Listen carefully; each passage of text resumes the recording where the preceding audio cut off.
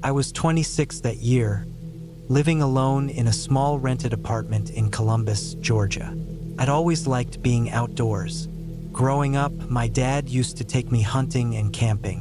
When I got older, I didn't have many people left to go with. I guess life kind of separated everyone. So I started doing solo trips. Quiet ones, just me and my backpack and a map. That weekend in early November, I picked a strange place to camp. I'd heard about Graveyard Ridge through an old hiking forum post, the kind people stop updating after a few years. It wasn't a marked trail, not really even a destination. Just a high ridge out near the Pine Mountain Range where someone had dumped a bunch of broken headstones decades ago. Some said it used to be part of an old family cemetery, long since forgotten. The stones were cracked and half buried, and nobody knew why they were all up there, scattered on the ridge. I don't know what made me want to camp there, maybe just the name, Graveyard Ridge. Something about it sounded peaceful in a strange way. I packed light but prepared. 2 days worth of water, my tent, a sleeping bag, knife, flashlight, backup batteries, a cheap old GPS tracker, and my .38 revolver. I never go anywhere that remote without it, especially when I'm alone. I told my coworker, Carl, that I'd be off-grid for 2 nights. I didn't give him details because I didn't want to hear it if he thought it was weird, but I made sure he knew when I was supposed to check back in. It was a Friday when I left. Cool air, bright sun. I parked my truck at an old trailhead off a dirt road west of Hamilton, locked everything up, and started hiking by noon. I followed a narrow trail for a while, overgrown and barely visible, then used a printed map with some rough GPS waypoints to guide me uphill toward the ridge. It wasn't easy. The terrain was rough and barely traveled. Most of the woods were thick pine and oak. I had to bushwhack my way in places. By late afternoon, I found the spot. I wouldn't have known it was Graveyard Ridge if it weren't for the stones. They were scattered all over a flat clearing on top of the hill. Maybe 30 or 40 pieces of headstone, all broken. Some had names, most didn't. Dates were faded or chipped off. One had a lamb carved into it. Another just said infant son with no other markings. They weren't in any neat order, just dumped there like trash. It didn't feel spooky, not at first, just quiet, lonely, but it also felt untouched, like no one had been there in years. I liked that. I picked a flat spot near a patch of moss and set up my tent. I boiled water on my little stove, ate some freeze-dried beef stew, and watched the sun go down through the trees. The view was good, open sky, stars already popping out one by one. It was dead silent by 9 p.m. Not even wind, just cold air and the occasional sound of pine needles falling. I crawled into my sleeping bag and fell asleep easier than I thought I would. The first night was uneventful. I woke up around 6:30 the next morning, made some instant coffee, and walked the ridge. I checked out the stones again in the daylight. Still strange. Some looked newer than others, but even the new ones were covered in moss and weather damage. I counted 39 pieces total, though it was hard to say how many belonged together. Some looked like they were part of the same grave but had been broken in half. It made me think someone had moved them here, but why would they, and when? By mid-morning, I hiked downhill a little to explore the area. I didn't go far, maybe half a mile out in each direction. It was just thick woods in every direction. Quiet, still. I didn't see any animals, no deer, no birds. That was odd. Even in November, you usually hear something. A squirrel, a crow. But there was nothing. Back at camp, I ate lunch and rested. I read from a paperback I brought and tried to enjoy the stillness, but something started bothering me. I don't know what triggered it exactly. Maybe it was how quiet it was, or how the wind never picked up even once, or how the air just felt wrong.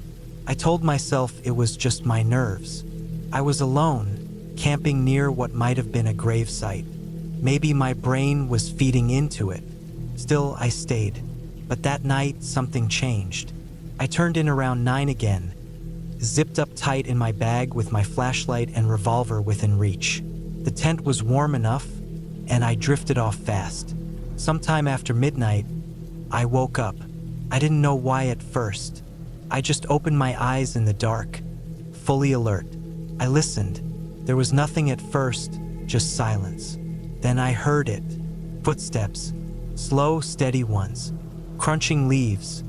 Maybe 20 or 30 feet from my tent. They didn't sound like deer. Not even close. These were heavy. 2 feet. Walking. Then they stopped. I sat up slowly and grabbed the revolver. I didn't turn on the flashlight yet. I just listened. The footsteps started again. Closer. A few steps. Then stopped. I held my breath. My heart was pounding so loud I was sure it would give me away. I waited. Maybe a full minute. Then crunch. Crunch. Closer.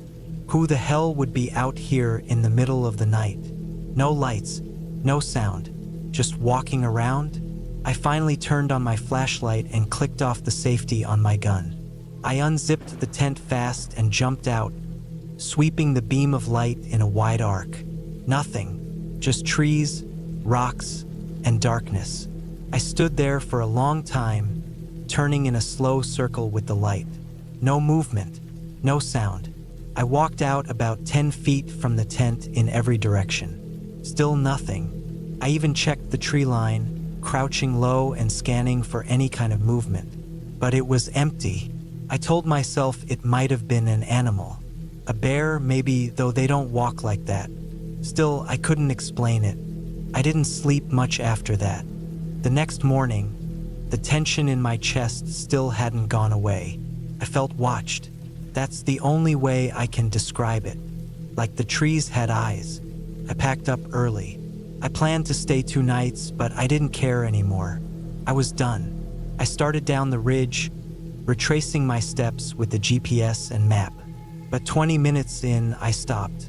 There were boot prints, not mine. They were deep, fresh, and led up the same trail I was heading down. They weren't there yesterday when I hiked in. I would have seen them. The tread was different from my own boots. These had a sharper heel and narrower toe. They came up from below, then stopped maybe 50 feet from my old campsite. Then they vanished. Just stopped like whoever it was turned around and walked back the same way. I checked all around. Nothing led away from them, just stopped cold. It made my stomach twist.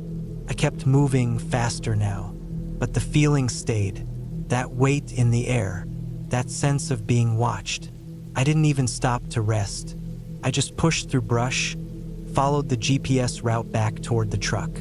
But when I got back to the old trailhead, I found something that made my blood go cold. My truck had been moved. Not far, maybe just 20 feet from where I parked it. It was angled differently, like someone had tried to drive it and then changed their mind. I know I didn't park it that way. I remember exactly how I left it, facing downhill, tight against a cedar tree. Now it was slightly uphill. Tires shifted in the pine needles. There were scuff marks in the dirt near the driver's side door. And my back window was smeared with something. Grease, maybe. I don't know. The doors were still locked. My keys still worked. Nothing looked stolen. But someone had been there. I got in and drove off fast, checking my mirror every few seconds like some idiot out of a horror movie. I didn't feel safe until I hit the highway. And even then, the feeling didn't go away. Back in town, I washed the truck and checked for damage. Nothing. No scratches, no dents. But I couldn't stop thinking about it. I barely slept that night. I didn't go to work Monday. I called in sick and spent the whole day online trying to find more about Graveyard Ridge. But the weird part is, I couldn't find anything. The old forum where I'd first read about it was gone. Dead link. The posts I remembered? Erased.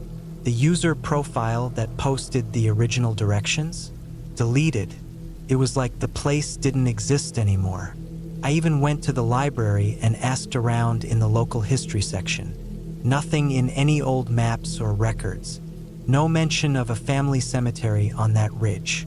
No missing gravestones reported. Nothing. I tried to let it go.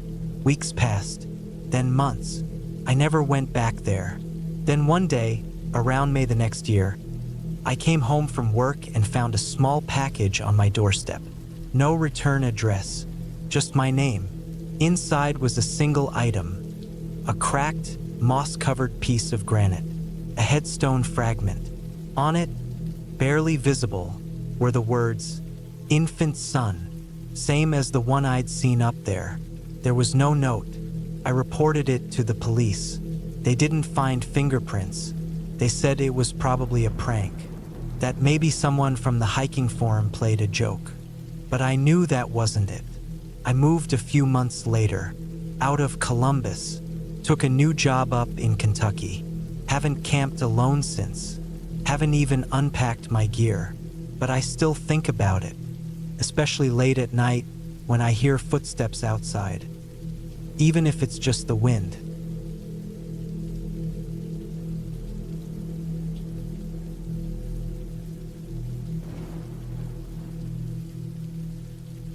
My name's Kyle Bennett. I'm 43 now, but this happened when I was 36, back in the fall of 2018. I had taken a long weekend to head out on a solo hunting trip in the northern part of Idaho, near the Canadian border. The woods out there are deep, quiet, and far enough from the beaten path that you don't run into other people if you don't want to. That's exactly why I picked it. I'd had a rough couple of months at work, and my wife and I were having trouble getting along. I needed a break from everything. No phones, no noise. Just me, my rifle, and the forest. I packed everything into the truck: gear, food, tent, water, first aid, satellite GPS unit, everything. I had hunted this area before, though it had been a few years. There was a pull-off from a fire access road that led to a small clearing where I could set up my base camp. From there, a narrow game trail branched into the woods where I'd tracked elk years before. I planned to stay 3 nights, maybe 4 if the weather held up. I reached the site around 3 p.m. the first day, a Thursday. The drive had taken most of the morning, and the last hour was slow going along washed-out dirt roads. The weather was perfect, cool, crisp air, no wind, blue skies. I pitched my tent in the clearing, set up my small cook station, stashed food in a bear bag, and double-checked everything. I even placed my spare boots and socks under a tarp in case rain rolled in. After getting camp in order, I took a short hike to get a feel for the area again. The trail was still there, although overgrown in some spots. There were signs of deer and maybe elk, tracks, droppings, some rubbed bark. I didn't go too far since daylight was already starting to fade. I wanted to be back before dark to cook and settle in. Everything felt peaceful.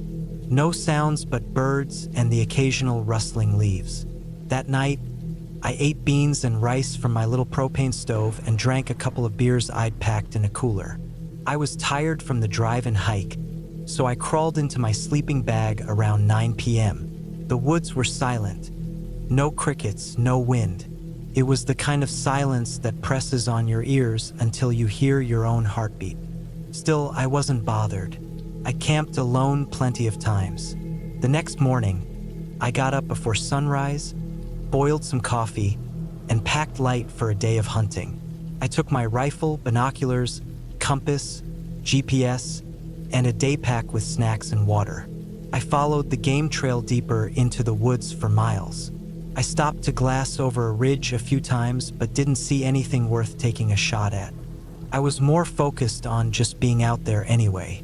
The trees were tall and dense, the forest floor soft and damp from old rain. Pine needles muffled every step. Around mid-afternoon, maybe 2:30 or so, I came across a weird clearing that I didn't remember from past trips. It was about 30 yards wide, surrounded by tightly packed pine trees. In the center was a decaying wooden platform, maybe once a small cabin or lookout deck. It had collapsed into itself long ago. Grass and brush were growing through the broken boards. There were rusty nails sticking up and bits of weathered tarp half buried under the debris. A few old, Busted up plastic chairs sat near it. One half melted like it had been near a fire. The clearing had an eerie, out-of-place feel. Not quite wrong, just strange. It was the only sign of any man-made structure I'd seen out there. I didn't think much of it at first. Probably someone's old hunting platform or a failed camping spot from years ago. I moved on, following the trail past the clearing. I hunted until dusk and headed back toward camp.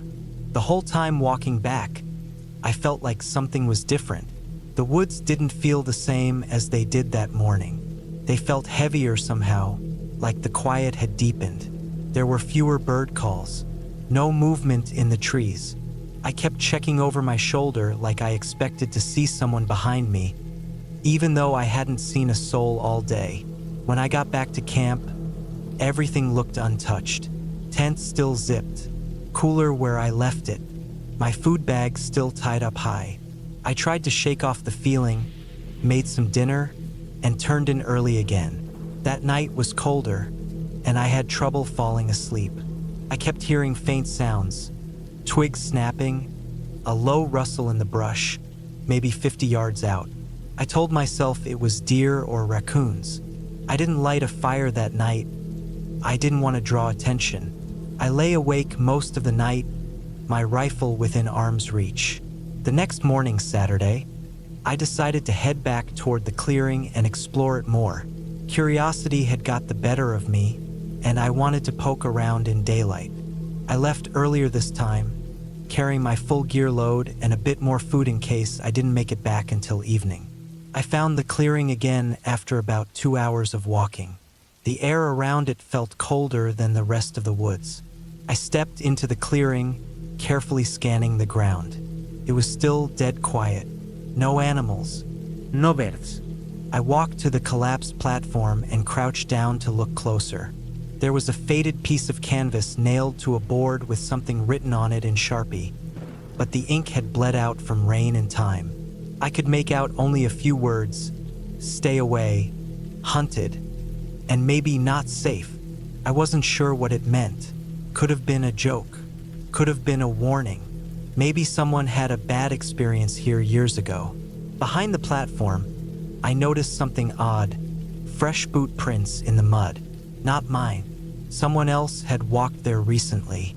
The tread pattern didn't match my boots. They were deeper, heavier, maybe from someone carrying a lot of weight. There were 2 sets, one slightly smaller. I followed them for a bit until they veered off into the brush, heading in a different direction from where I'd come from. I stood there for a while, feeling exposed, listening. Nothing. Just that same quiet that had settled over the woods the day before. I made a slow loop through the area, scanning every direction. After 20 minutes, I decided to head back. I didn't like the idea of someone else being out there without knowing it.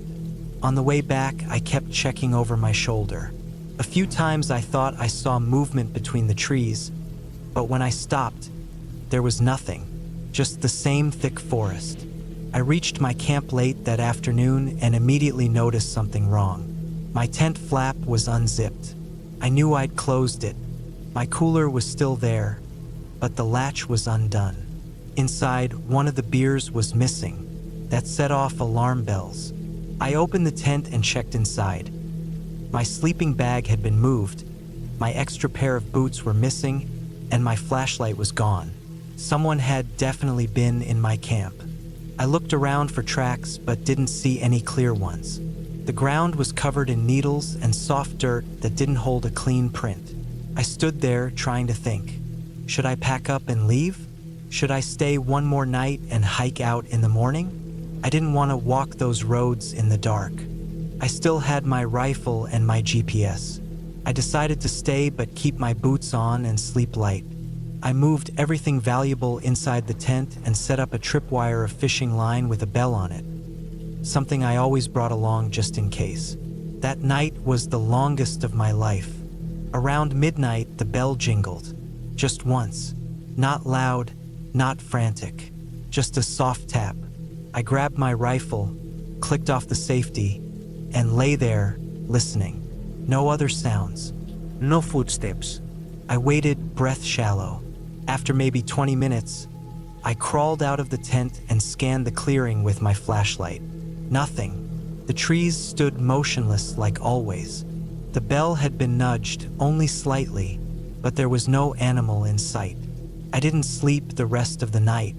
I sat against a tree with the rifle across my lap until dawn. As soon as it was light, I packed everything as fast as I could. No breakfast.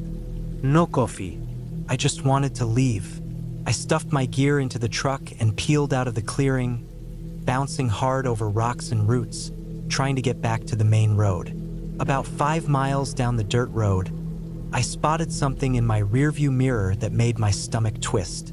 2 figures, far back at the edge of the road, standing just off the tree line. Watching. I didn't stop. I didn't slow down. I kept driving until I hit pavement and didn't let up until I was well out of the forest. I got home late that evening and told my wife everything, down to the bell, the footprints, the missing boots. She didn't say much, but she could tell something had shaken me. I filed a report with the Forest Service, gave them the GPS coordinates of the clearing and told them what I'd seen. They said they'd look into it. A week later, they called me back. A ranger told me they went out to the site and didn't find any sign of people, just the old platform and some trash. No fresh tracks. No gear. Nothing. I've never been back. I still hunt, but not alone, and not anywhere near Idaho. I don't know who those people were or what they wanted. Maybe squatters, maybe something worse. All I know is I was lucky I left when I did. Something about that place was wrong. Not in a ghost story way, just wrong, like the woods themselves were holding a secret and I got too close to it. And I don't ever want to get that close again.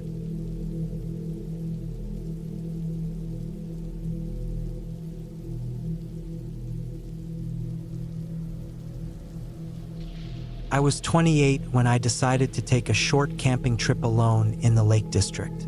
It was late October 2021. I'd been working from home for almost a year and a half due to COVID. The isolation and monotony of staring at my laptop all day, every day, was starting to get to me. I needed a break from everything: screens, people, traffic, even noise. I craved that sort of deep quiet that you can only really find in the countryside. I'd camped before, but only with friends. This was going to be the first time I'd gone out by myself. I had a decent tent, a down sleeping bag rated for low temperatures, a portable stove, dried food, and a good water filter. I wasn't roughing it too hard, but it was going to be more than a simple glamping weekend. I planned to stay 2 nights up on a quiet hill not too far from a small lake called Bowskale, Tarn. I picked that spot because it was off the beaten path, but not dangerously remote. There was a village, Bowskale, about a 90-minute walk from there if I needed anything. I arrived on a Thursday morning. The sky was gray, thick with low clouds that pressed against the hills, but there wasn't any rain. The air smelled like wet leaves and mud. I parked my car in a levee off the narrow road outside Bowskale, hoisted my rucksack, and started walking up the path toward the hills. There weren't any other cars there, which gave me a strange mix of comfort and unease. It was what I wanted: quiet, but also a reminder that I'd be properly alone. The walk was steady but not too hard. I reached the area around Bowskale, Tarn by early afternoon. The place was exactly what I'd hoped for: silent, with nothing but the sound of the wind brushing through the dry bracken and the distant call of sheep somewhere lower down the slope. The lake itself was small, still, and dark. I picked a spot a little higher up the hill, near a rocky outcrop that gave me some shelter from the wind. I pitched my tent, unrolled my sleeping mat and bag, and set up the small camping stove. I boiled some water, made tea, and just sat there, staring at the water below, thinking about absolutely nothing. That first night passed uneventfully. It got cold, colder than I expected, and I had to sleep with all my layers on, but I managed to stay warm enough. The sky cleared up around midnight, and when I stepped outside to relieve myself, I looked up and saw a spray of stars I hadn't seen since I was a kid. It was the kind of view you forget exists when you live in a city. The next day, I woke up around 7. I made porridge with powdered milk, had some tea, and went for a long walk along the ridgeline. I didn't see a single person all morning, not even a hiker in the distance. I wandered without any direction, just following the hill curves and watching the light shift over the grass. Around 2 in the afternoon, I returned to my tent to make lunch. That's when I noticed something that made my stomach tighten. There were footprints, boot prints, coming down the slope toward my tent. They were fresh. The soil was damp and soft, and the edges of the prints were sharp. I knelt down and looked closer. The pattern didn't match my own boots. Whoever it was had walked down from higher up the hill, paused near my tent, and then turned back the way they came. I followed the prints with my eyes. They disappeared into the heather up the hill. I stood there for a while, not knowing what to make of it.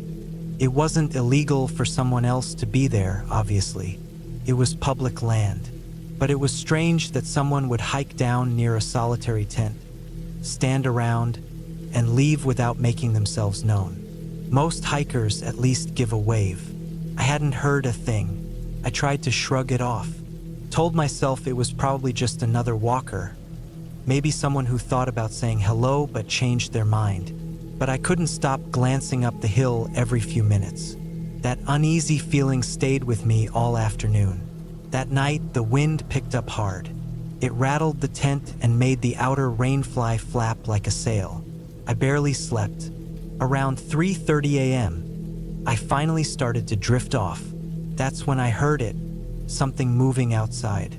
At first, I thought it was just the wind in the grass. But then there was a distinct crunch. Footsteps. I held my breath. They were slow, heavy steps, not an animal. I lay frozen, listening. Whoever it was stopped right outside my tent. I heard them shift, maybe leaning closer. I didn't breathe, didn't move. My heart pounded against my ribs so loudly I was sure they'd hear it. Then, slowly, the steps moved away. I waited. 10 minutes. 20. Still nothing. I unzipped the inner flap just a little and looked out through the mesh. There was no one there. In the morning, when the sun was up, I stepped outside. The grass was bent in a line, fresh prints in the soft soil again. Same pattern as before. They led down toward the Tarn, then disappeared over a ridge. I made breakfast with shaking hands, packed up my stove, and sat with my back against the rock ledge for a long time. I didn't know what to do. Part of me wanted to pack everything and head straight back to the car. But the rational part of my mind kept telling me it was nothing, just someone passing by. Still, something about it felt wrong. That person, whoever they were, had come to my tent in the middle of the night and stood there just outside, watching, listening. That wasn't normal. I didn't hike anywhere that day. I stayed close to the tent and kept a small knife clipped to my belt. I didn't need it, I hoped, but it made me feel a bit more in control. Around mid-afternoon, I saw someone. He was standing up on the ridge behind my camp, maybe 200 feet away, just barely visible through the bracken and the pale autumn light. He was tall and thin, wearing a dark green coat and heavy-looking boots. He didn't move. He was just standing there, watching. From that distance, I couldn't make out his face. I stared at him for a long time. He never moved. After maybe a full minute, I blinked, looked away for half a second, and when I looked back, he was gone. I packed up everything as fast as I could. I didn't even bother folding the tent properly. I just shoved it into my rucksack. I headed down the hill in a straight line, ignoring the footpaths, crashing through the heather and wet grass until I hit the gravel track that led back toward Mungersdale. Ivalkiet fast. My boots slipped on the wet stones, but I didn't care. Every 10 steps, I looked back up the hill. At one point, I thought I saw someone, on the edge of the path behind me. But when I stopped to stare, there was nothing, just trees and shifting shadows. I made it back to my car in about 90 minutes. My legs were aching, and I was soaked with sweat, but I didn't stop. I threw my pack into the back seat, got in, locked the doors, and sat there with my hands gripping the wheel until my breathing slowed down. I didn't see anyone in the mirror. No one came down the road, but that feeling, that pressure of being watched, stayed with me the entire drive home. I didn't sleep much that night. I kept hearing the sound of footsteps in the grass outside my window, even though I knew it was in my head. I kept thinking about how quiet he had been, how long he might have been standing there. A few days later, I went online and started reading about other hikers' experiences in that area. I found a few forum posts from years ago, people talking about a man in a green coat who would show up around that part of the fells. One person said they saw him crouched behind a rock, watching their campsite at dusk. Another said they saw someone matching the same description walking barefoot through a bog near Skiddaw, but when they called out to him, he turned and sprinted into the woods. No one had any answers. Some joked it was a forest ranger. Others said it was just a local messing with tourists. But the details always matched. Tall, thin, green coat, never speaking, always watching. I haven't been camping alone since. I still go hiking, still love being outdoors. But I don't sleep out there on my own anymore. There's something about that silence at night that doesn't feel peaceful to me anymore. It feels hollow, like something is hiding in it, waiting. I don't know what that man wanted. Maybe he was just some loner living off-grid, curious about me. Maybe he was dangerous. I'll never know. But I think about him every time I zip up a tent, every time I turn off a torch and lay down in the dark. And I still wonder if he was out there before I even noticed him, if he was already watching me from the moment I stepped onto that hill.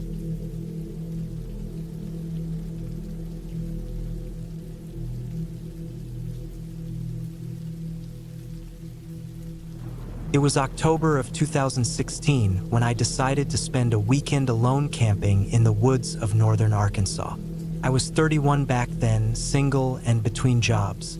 I had just quit a sales position that I'd been stuck in for 6 years, and I hadn't lined up anything new yet. I needed a break from everything. I thought a solo camping trip would clear my head and give me some space to figure things out. I liked being outdoors, but I wasn't what you'd call an experienced camper. I had basic gear and some general knowledge, but I'd never gone out completely alone for more than one night. The area I picked was part of the Ozarks National Forest. Not a particularly remote section, but still far enough off the main roads that I figured I'd get some peace. I planned to hike in about 3 or 4 miles and pitch a small tent near a stream I'd marked on the map. It was midweek, a Thursday, so I figured I'd have the area mostly to myself. The forecast called for light rain later that night, but I wasn't too worried. I had a decent tent, and I thought a little rain would just make things more relaxing. I got to the trailhead around noon. My pack wasn't heavy, just the essentials. Tent, sleeping bag, some food, water, small stove, extra clothes, and a first aid kit. I'd left my car in the gravel lot just off the main highway, locked everything up, made sure I had phone service, I did, and started walking. The first couple of miles went by quick. The trail was narrow but clearly marked, winding through hills and patches of thick trees that were just starting to turn color. It was quiet in that particular way the forest gets in early fall, where everything's still but not quite dead yet. The air smelled earthy and wet, and every so often, I'd spot a squirrel or hear something crunch in the leaves off the trail. By the time I got to the stream, the sky was already dulling into gray, even though it was only around 3 in the afternoon. I found a decent spot a little uphill from the water, flat enough to pitch the tent, but high enough to stay dry if it rained hard. There were signs someone else had camped there before. A blackened ring of rocks where a fire pit used to be, and a few broken sticks scattered around. But it didn't look recent. I set up the tent, unrolled my sleeping bag, and then went to gather some more firewood just in case the rain held off. By 5, it was already getting darker than it should have been. The clouds had rolled in thick, and the wind started coming through the trees with that slow, whistling push that makes the branches sway a little too much. I made a small fire just before the first drops started coming down. I sat under a poncho draped over a branch and boiled some water for instant noodles. It wasn't fancy, but out there it tasted fine. I ate slowly and listened to the forest as it adjusted to the rain. The patter of raindrops started light but steady. They tapped against the leaves and pine needles like fingers drumming on a table. That soft rhythm eventually turned into a full-on shower by the time I packed up my food and climbed into the tent. The rain picked up, and the fire hissed itself out by the time I zipped the door shut. I laid back and listened. The rain hit the nylon in waves, drumming harder when the wind gusted through, then quieting down again. It was calming at first, peaceful even. I laid there on my back, my hands behind my head, thinking about nothing in particular, just watching the fabric of the tent ripple slightly each time the breeze pushed in. I must have dozed off at some point.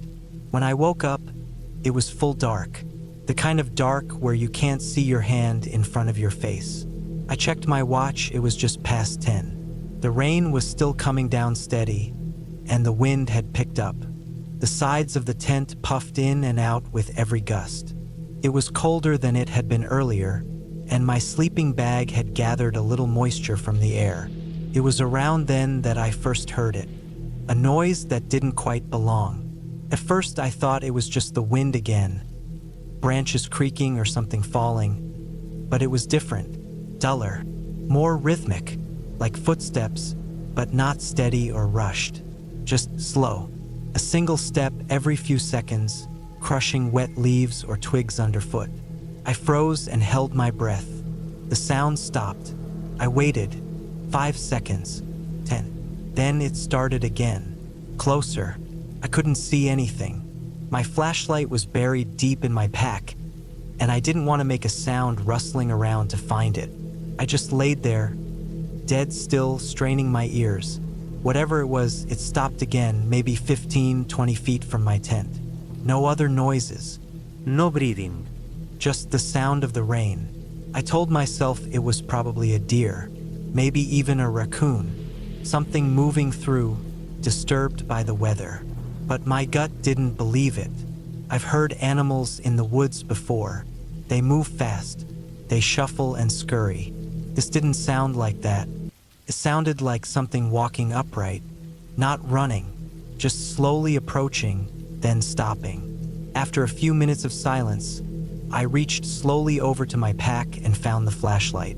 I clicked it on inside the tent, just enough to light up my hand. The walls glowed softly from the inside. I didn't hear anything outside, but I couldn't shake the feeling that someone, or something, was still out there, standing just beyond the reach of the light. I didn't sleep the rest of the night. I laid there, holding the flashlight in one hand and my small pocket knife in the other. The rain kept falling, and every little crack or creak outside made my heart thump harder. Every now and then, I thought I heard something brush lightly against the side of the tent, but that could have been wind or a branch. When dawn finally came, it was a relief to unzip the tent and see light again, even if it was gray and misty. Everything was soaked. My boots, the pack, the outside of the tent, all of it slick with rainwater. I stepped out into the wet grass and took a slow look around. I didn't see anything strange at first, just the forest, damp and quiet again. Then I walked a little downhill closer to the stream. That's when I saw them. Footprints, not shoe prints, bare feet. Human. They weren't big, maybe the size of a small adult's, but they were unmistakable. The rain had softened the edges, but I could still make out the shape of toes and heels in the mud. They came from the trees behind my tent and stopped just 20 feet from where I'd been sleeping. Then they turned and went back the way they came. I followed them for about 30 feet before the trail disappeared in the wet leaves and brush. I didn't keep going. I didn't want to. Something about them chilled me in a way I still can't explain. They weren't hurried. They didn't run. Whoever made them just walked up to my camp, stood there for a while, then turned and left. I packed up everything as quickly as I could. I didn't even stop to eat, just rolled the wet tent, stuffed it into the pack, and got moving. Every noise behind me made me twist around. A couple of times I swore I saw something shift between the trees, but when I stopped to look, nothing was there. By the time I got back to the trailhead, my clothes were soaked through, and my hands were shaking. I threw my gear into the back of the car, peeled off my wet jacket, and just sat there for a while, trying to calm down. I didn't tell anyone about it when I got home. What was I supposed to say? That someone walked barefoot through the woods to stare at me while I slept, then disappeared? I never went back to that area. I never even looked at the map again. I threw it away with the muddy gear I couldn't clean. I still go hiking sometimes, but never alone. Never far off marked trails. And if the forecast even hints at rain, I stay home. It's been years, and I still think about those footprints. Not because of what they were, but because of what didn't happen. Whoever it was didn't try to get inside my tent, didn't leave a mark, didn't make a sound. They just came to watch, and that's what gets me most.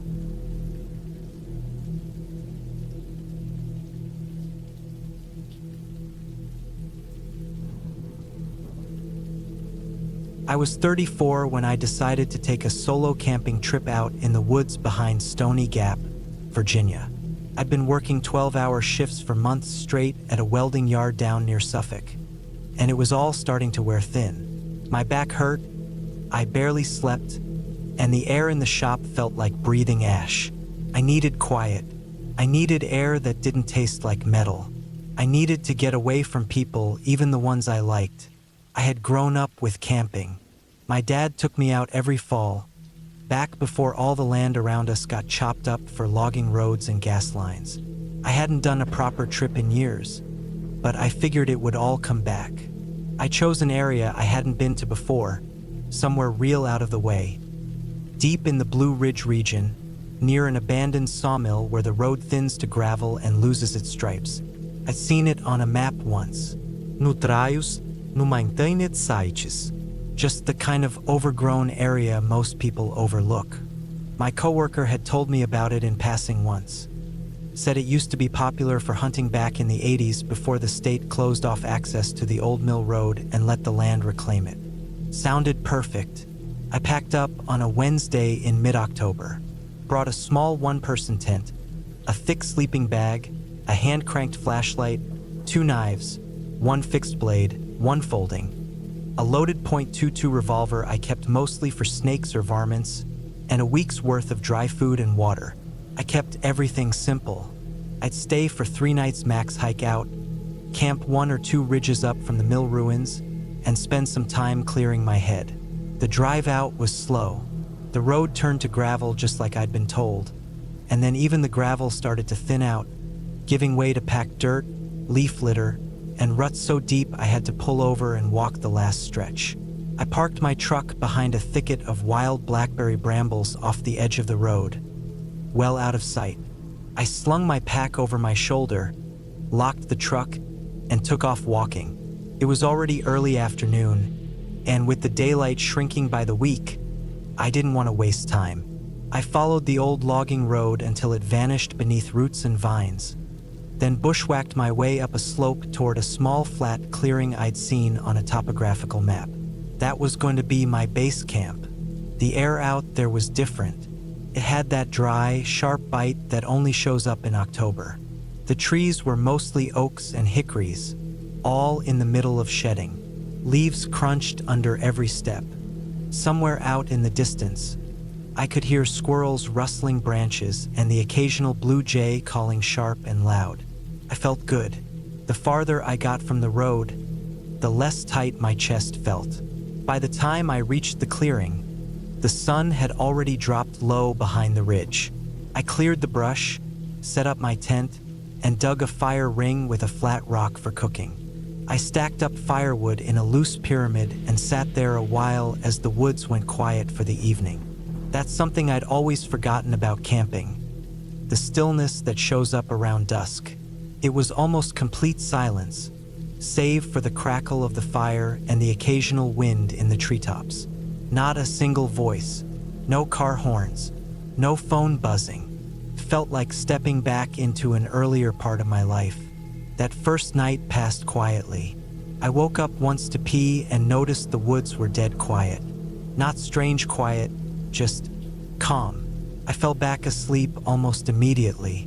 The next morning, I decided to hike down toward the sawmill ruins.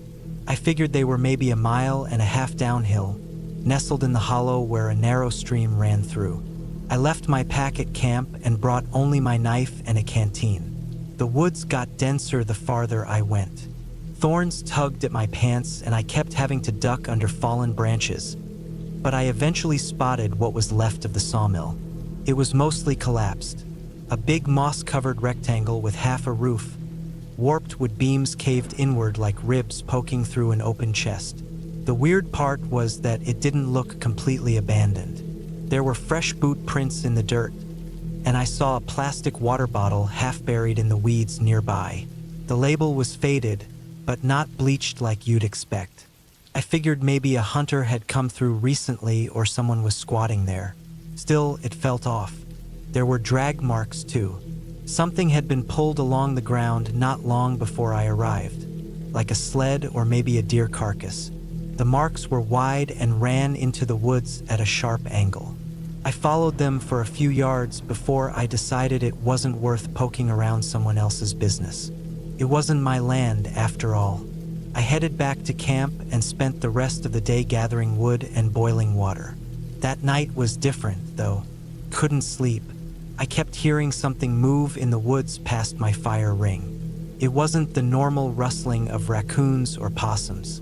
This was heavier, more deliberate, like someone taking slow steps over dead leaves and pausing in between. I sat up inside my tent for an hour with my knife laid across my lap, trying to control my breathing. Every few minutes, I'd hear it again, 2 or 3 steps, then nothing, then a twig snapping, then more silence. Eventually, I forced myself to crawl out and stoke the fire higher, just to give the impression that I was awake and alert. I never saw anything, but I felt watched the whole night. Something was out there. I didn't sleep much after that. The next morning, I found fresh tracks near my fire ring, boot prints again. Not mine. I hadn't been walking around during the night. These ones came in from the east side of camp, stopped just 10 feet from the tent, then turned around and went back the same way. I stood over them for a long time trying to understand why someone would do that. No signs of tools, no trash, no other markings. Just one set of prints in, one set of prints out. I should have packed up then. I know that now, but at the time, I told myself it was probably a hunter passing through, someone curious. Maybe they saw my fire and wanted to make sure I wasn't hurt. I convinced myself of that, even though everything in me said it was wrong. I stayed that night too. Didn't light a fire. Just sat in the dark with the revolver resting on my leg, ears straining at every sound. The woods didn't feel calming anymore. They felt narrow, like the trees were closing in on me. The silence wasn't peaceful. Felt heavy, like a lid on a box. Around midnight, I heard something again. Footsteps, closer this time.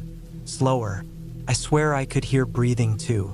Real, steady breathing. I stayed frozen in my tent, gun pointed at the door flap.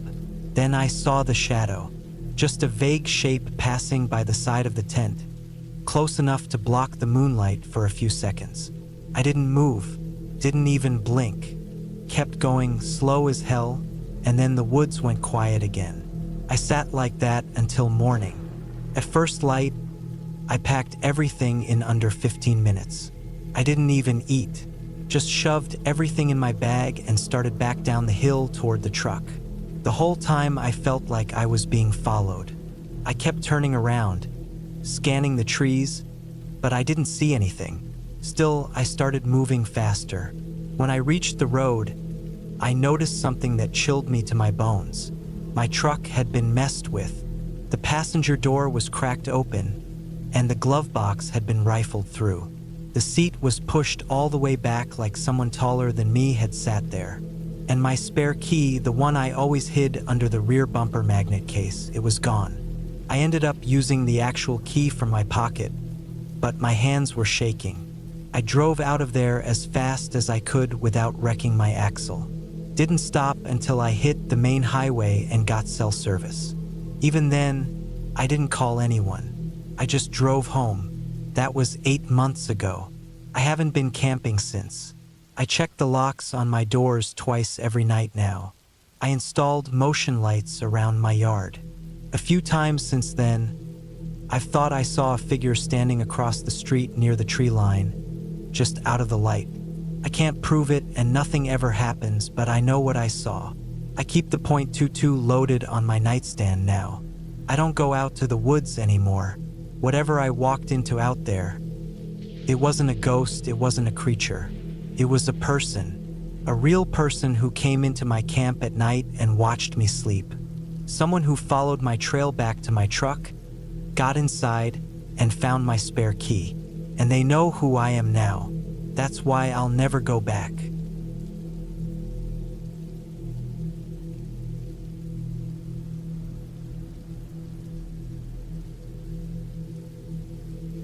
It was early October of 2018, just after the leaves had started to really change.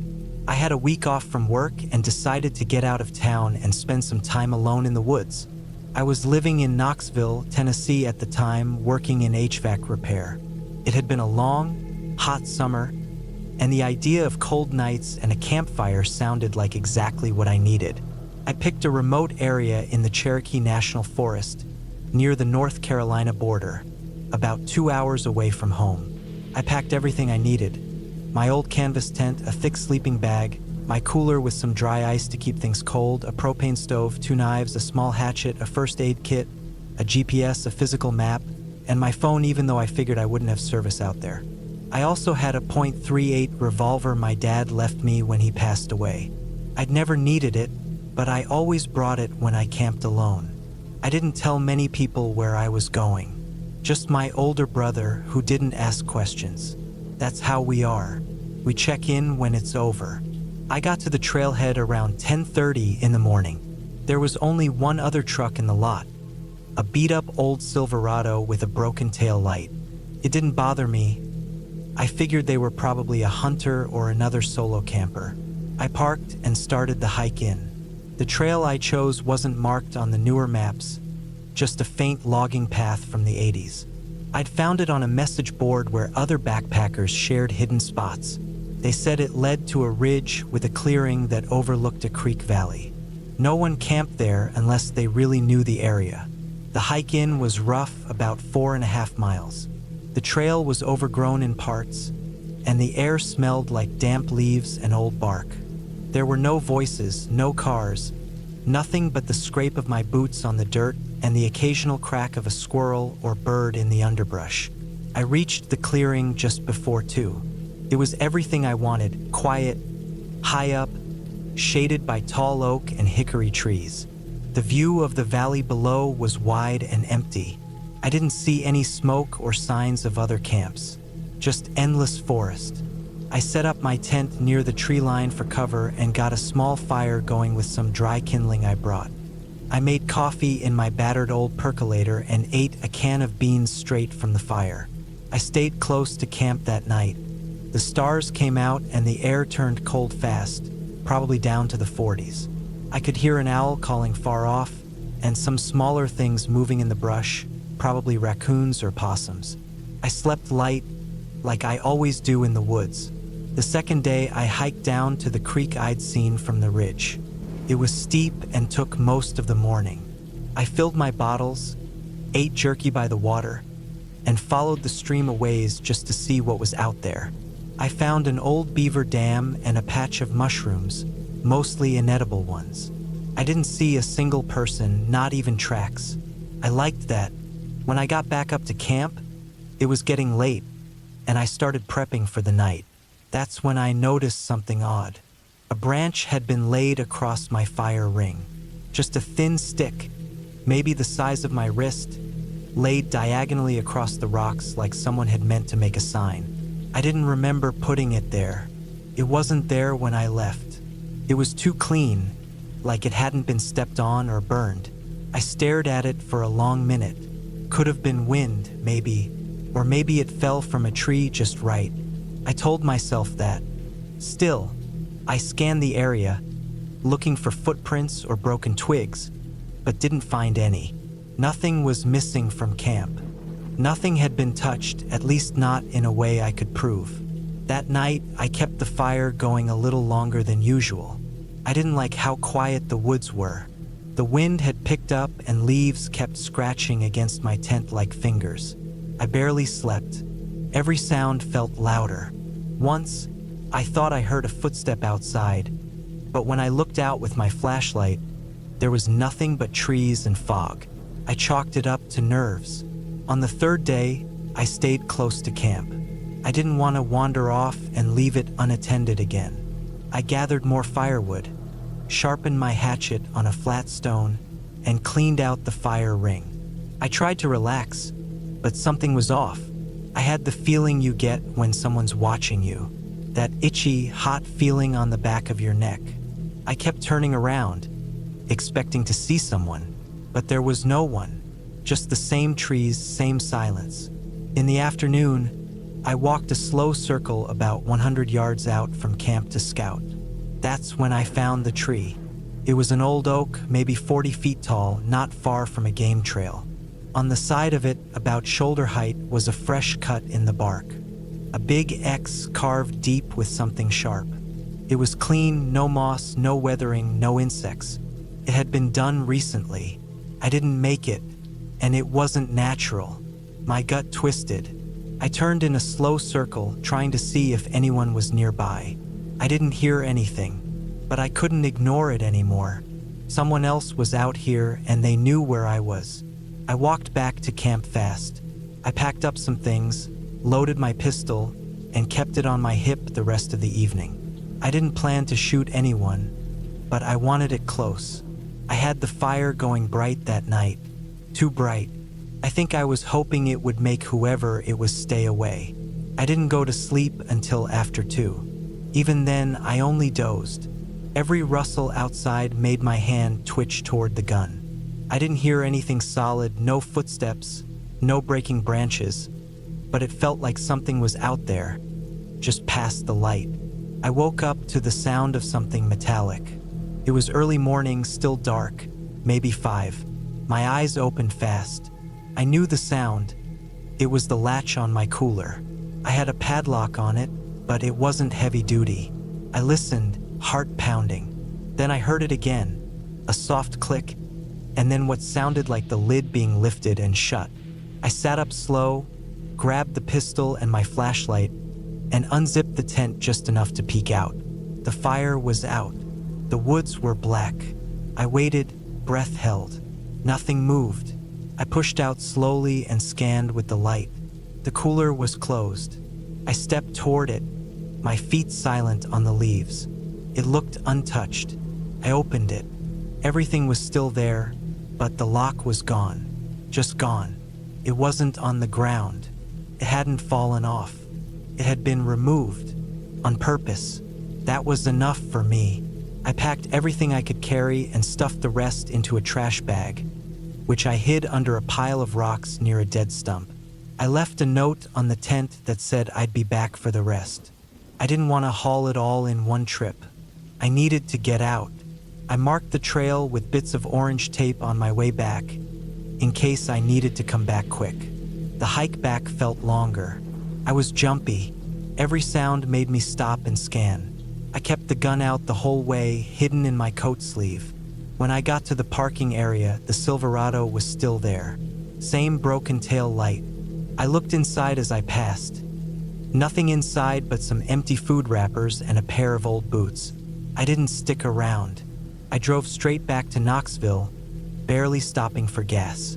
I told myself maybe it was nothing, maybe just a coincidence, but I couldn't shake it. Who carves a fresh X near someone's camp and removes a lock in the middle of the night? It wasn't an animal. It wasn't the wind. Someone was out there. Someone who wanted me to know. A week later, I went back to get the rest of my gear. I brought my brother with me. He's ex-military, doesn't scare easy. We hiked in early, talking loud, making our presence known. When we got to the clearing, the tent was still there, but it had been slashed open with a knife. 2 big cuts across the side. My tarp was gone. The rocks covering my trash bag had been moved. The bag was still there, but it had been opened. Everything inside had been taken out and laid in a neat row. My cook pot, extra socks, a can of soup, even my toothbrush. Like someone had inspected each item. We didn't say much. We packed up in silence and got out fast. I haven't camped alone since then.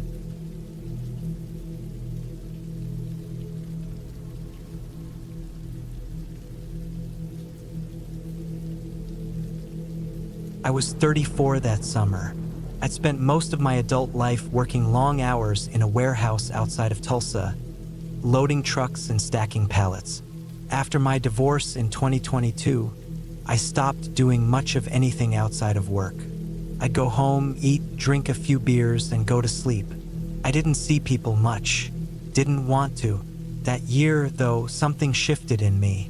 I started watching those YouTube videos where guys go hiking in the middle of nowhere, cooking over campfires and sleeping in hammocks. That sense of peace stuck with me. I needed that. I needed to get away from the lights, the traffic, the people. So in late June 2023, I requested a week off work and packed up my truck. I had an old Ford F-150, beat to hell and loud as a freight train, but it still ran. I loaded up a secondhand tent, a used sleeping bag I got from a pawn shop, a small cooler, and enough food and water for 5 days. I had my old .22 rifle in the back too, mostly for comfort more than anything. I didn't plan on hunting. I just liked knowing it was there. I drove out to the western end of the Oklahoma panhandle, way out past Boise City. The area I picked was remote. Just empty land, red dirt, sagebrush, and a few old cattle trails. I'd found it on a random blog written by a guy who cataloged forgotten public land. It wasn't a park, and it wasn't private. Just wilderness. If anything happened, there wouldn't be anyone nearby to help. That was part of the draw for me. Took me a little over 7 hours to get out there. No towns. Just occasional farms and long stretches of nothing. By the time I reached the turnoff, a narrow dirt path that disappeared into the prairie, it was nearly 5 p.m. I followed the road slowly, dodging deep ruts and dry washouts until I reached a low basin between 2 hills. That's where I parked. The grass was knee-high in some spots, dry and yellow. The wind blew constantly, never hard, just steady. I set up camp near a cluster of juniper trees on the north side of the basin, maybe half a mile from a dried-up creek bed. The air was still and hot, but it felt good to be out there.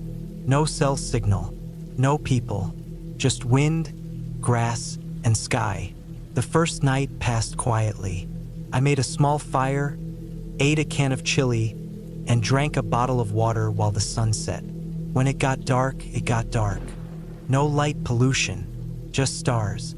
I heard a few coyotes yipping in the distance, maybe 2 miles off. I wasn't worried. I zipped up in my tent and fell asleep with no issues.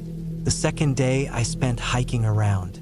There was a dry arroyo to the west, full of white sand and scattered bones. Probably cow bones. I found a collapsed wooden structure, maybe a feed shed or an old bunkhouse. No roof. Just the frame half sunk into the earth. A little eerie, but nothing unusual. I saw some mule deer tracks and what looked like mountain lion scat. I made mental notes and took some photos. When I got back to my camp in the late afternoon, something felt off. Nothing was missing. My gear was where I left it. The tent was fine, but the fire pit looked different. The ring of stones I made had been pushed inward a bit, like someone or something had stepped on it. Maybe a deer had wandered through. That's what I told myself. I rebuilt it and let it go. That night, I had a harder time falling asleep.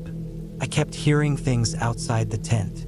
Not just animals, but movement, soft crunching in the grass. Once, I thought I heard something sniffing the outside wall of my tent. Long, slow breaths. I held my breath, listening. I didn't move. After maybe a minute, it stopped.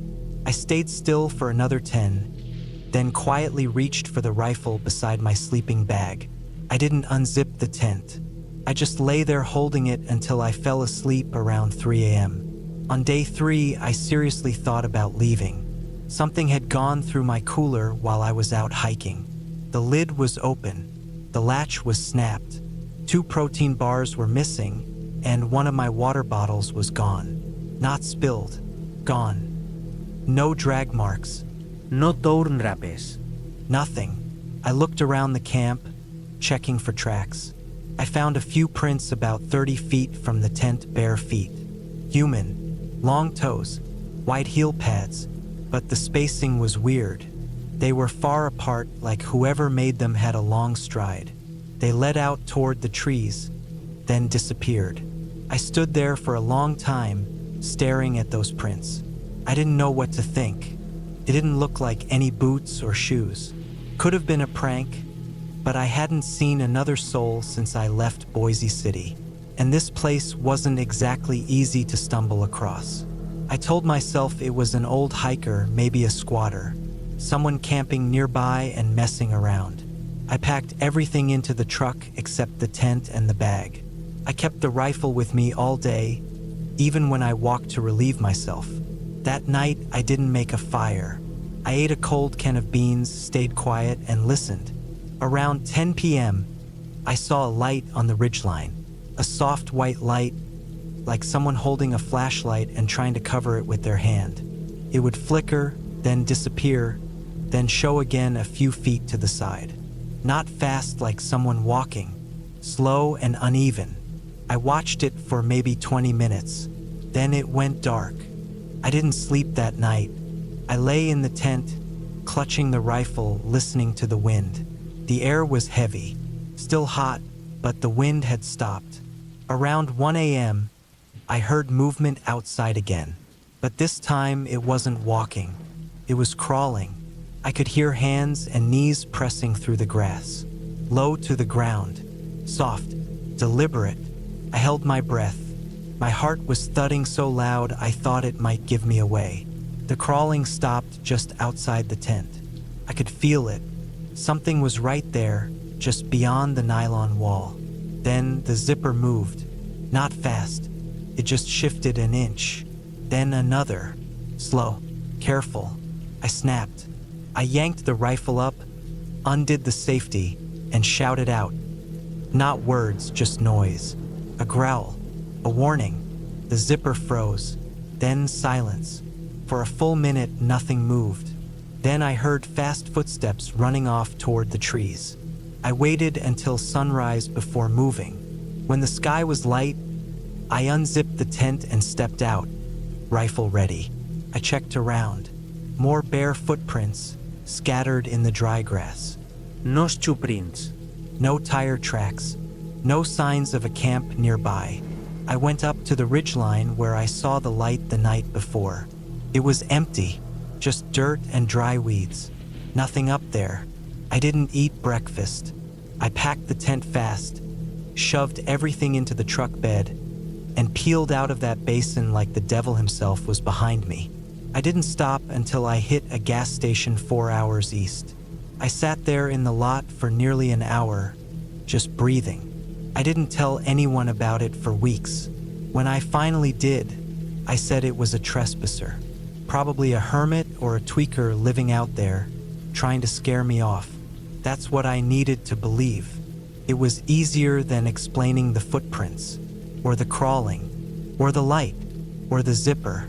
I went back home, tried to forget it, but a few weeks later I started reading up on legends tied to that area.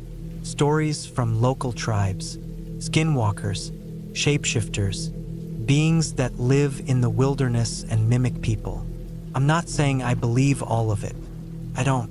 I think 90% of that stuff is stories passed down to explain things people didn't understand. But that last 10%, I don't know. All I know is I've camped plenty of times in different places, Arkansas, Colorado, even Arizona, and I've never felt that same feeling. That creeping, slow dread. That pressure in your chest that tells you something is wrong. Like the land itself is watching you. I haven't been back to the panhandle since. I still have the tent, but it's packed away in my attic. Sometimes I think about pulling it down, driving out somewhere quiet, trying again. But then I remember the sound of crawling, the zipper, the prints, and I leave it where it is. Some places just don't want you there, and I'm okay with that now.